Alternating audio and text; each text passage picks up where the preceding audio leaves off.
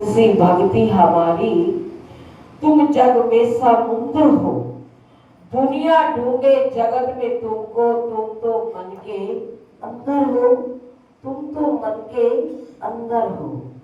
कि जैसे बूंद बूंद से सागर भर जाता है, तो जैसे बूंद बूंद से सागर भरता है, तो इसी प्रकार कि सतगुरु देव कौन है, समुद्र के समान है। कि अगर हम अपने मन को गुरु की भक्ति के अंदर लगाएंगे, थोड़ा थोड़ा समय गुरु की भक्ति के लिए निकालेंगे, तो हमारी भी भक्ति क्या हो जाएगी, संपूर्ण। ये ना सोचे कि हमें क्या फल मिलेगा, कि हम रोज सत्संग में आते हैं, कहते हैं सुनते चले आ रहे हैं कि कितना समय हो गया सत्संग को सुनते सुनते, कि सत्संग की एक घड़ी, कि एक घड़ी के सत्संग के कितना फल मिलता है, कितना बड़ा महत्व होता है एक घड़ी के सत्संग में, एक घड़ी के सत्संग सुनने के अंदर। तो हमें सतगुरु देव ने ये 68 दिन दिए, 68 तीर्थों की ये यात्रा सतगुरु देव ने हमारे मन को लगाने के लिए चलाई।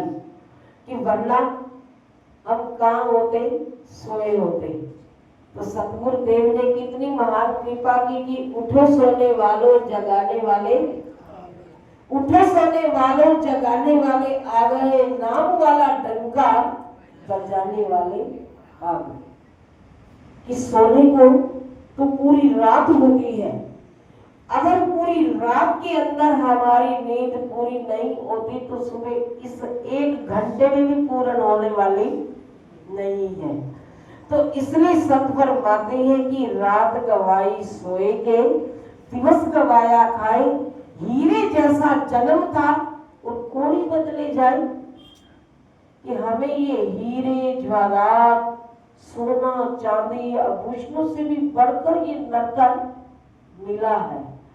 तो इसे मजाक न समझे, कि गुरु की भक्ति करना कोई ये मजाक नहीं, कोई खाला जी का घर नहीं। कि जो नियम से, असूल से, गुरु के नियमानुसार, हुक्मा अनुसार जीवन को चलाता है, तो उसके लिए ये सबसे बड़ी महान गुरु की भक्ति है। तो इसलिए अगर हमारा बूंद बूंद से घड़ा नल के नीचे रखा हो, पानी ना भी हो, कहते हैं कि बूंद बूंद पानी आ रहा है तो इससे क्या होगा। बूंद बूंद पानी से घड़ा भर जाता है।